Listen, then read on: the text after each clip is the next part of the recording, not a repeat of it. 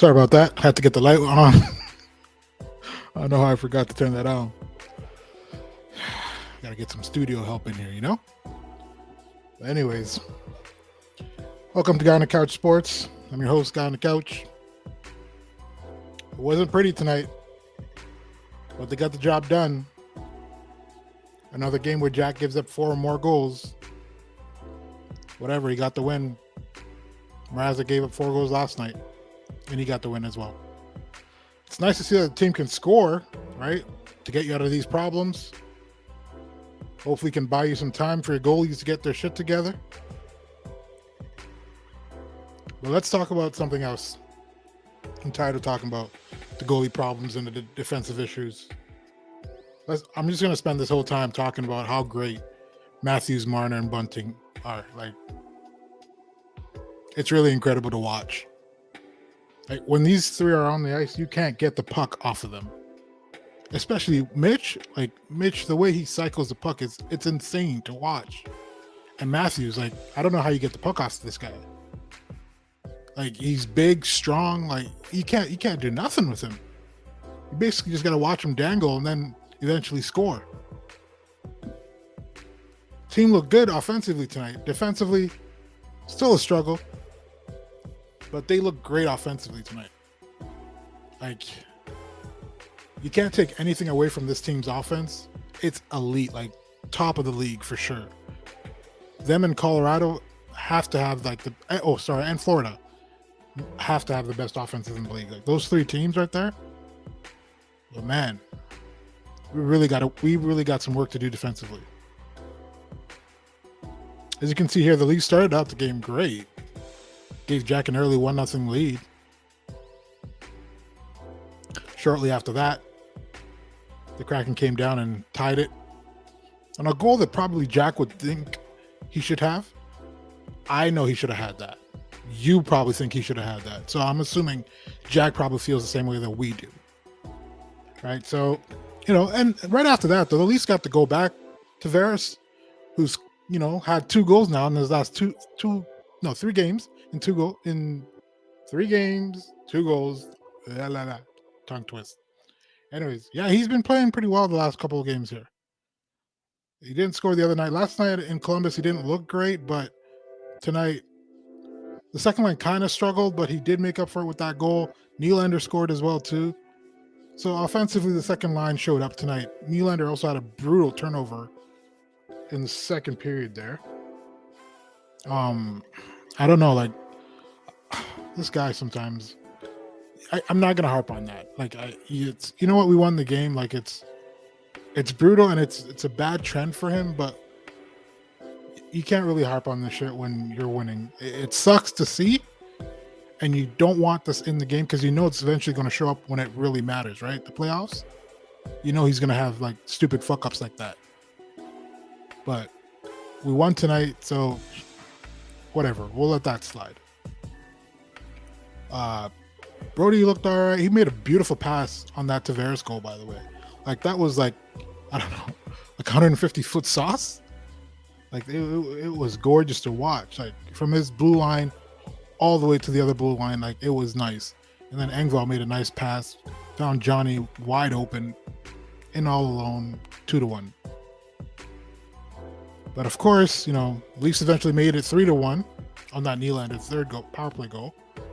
But of course, they can't hold that lead. It's a normal thing for this team. They cannot hold leads. I don't know what it is. And it's not just Keith's system. It's previous coaches we've had. Like, they just haven't been able to hold leads. And that's been so frustrating to watch. It makes me wonder sometimes, like, if they had a coach like that was just pure defensive minded, would this team be that much better defensively? Like, could they even play defensively with like a Daryl Sutter, for example? Like, could he teach, or what's the dude in Barry Trotz? Could he teach this team to play defense? Like, the thing is, though, like, you don't want to take away from their offensive imagination because they're extremely creative. But there's got to be a balance where it's like, okay, do what you do in the offensive zone, but figure out when to play defense. Like, figure out when to say like enough is enough and play defense, as opposed to always thinking on the go. Like Morgan Riley's constantly thinking offense. Tonight, there's a few times where it's like he would have almost got caught up ice if not for broken down plays by Seattle's forwards. There's a few times where he would just make a breakout pass and he would just zoom out, almost out of the zone. And like I said, if it wasn't for Seattle's fucking up, it would have been like 2-on-1s or 2-on-0s like on Jack, and it would have looked horrible on him. But like that's the kind of balance you're looking for here, are guys that are not just constantly thinking score, score, score. And that's why we keep ending up in 6-4 games, because that's what's happening. They're all thinking offense first. I get it when you're trailing, you want to push everybody ahead. But when you're leading 3-1, like, you got to be able to defend that. You got to be like, hey, we're up 3-1. Let's try and protect this lead right now. Like, I'm not saying protect where you're being shelled with shots. I'm saying play smart hockey. Dump when you have to dump. Don't overextend your ice time, like stuff like that. Like, it's simple. It's simple hockey. Like, but they can't seem to do that. And that's annoying to watch. And it's annoying the fact that it happens on a regular basis with this team. It just literally happened last night. And it's happened, like 4 or 5 times in the last week alone? Or last 2 weeks since the Detroit game, they almost coughed up a 7-2 lead. So it's not something that it's rare to see. It's like a daily thing for this team. But whatever. We gained some ground tonight on Tampa. Tampa lost 6-3 tonight to Winnipeg, so that's good. Florida, however, won tonight 4-3, beating Pittsburgh. So we at least we kept up with them, but we were able to also gain ground on Tampa, so that's good. And we were also able to move up on Boston by 5 points. So they're looking good right now. They're in a good spot. Everything's smooth.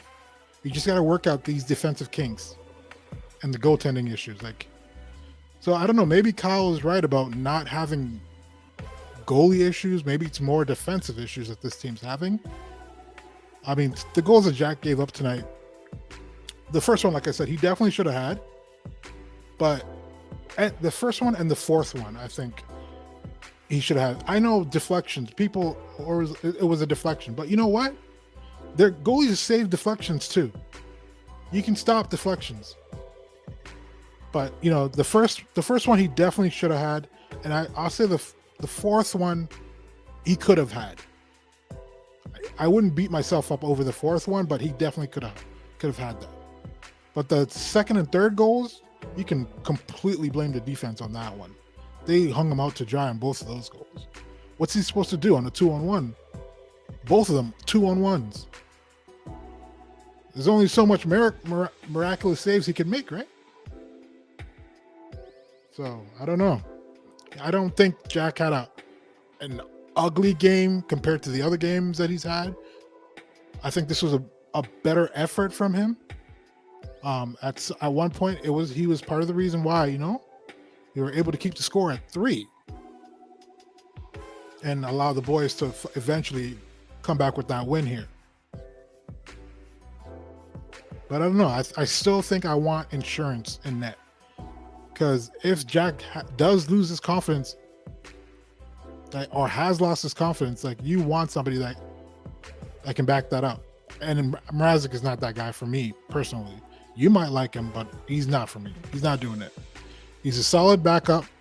You can put him in for a few games, but he's not.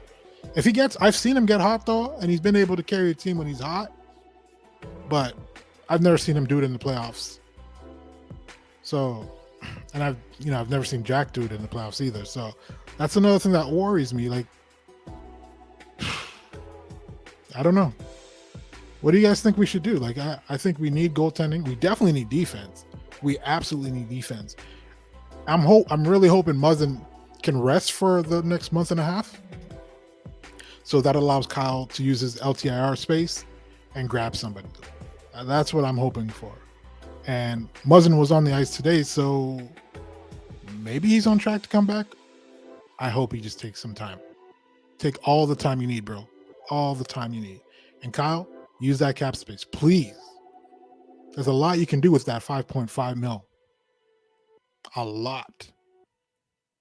So let's use that up. Hopefully the boys can win Thursday against Arizona. I'll be with you for the pregame as well. I'm not feeling too well, so this one's going to be a little bit quick. And I'll see you guys Thursday. Thank you for joining me. Have a good night. Guy on the Couch Sports. Jack Campbell's on the TV screen right now. Let me go listen to this interview. All right, have a good night. Peace.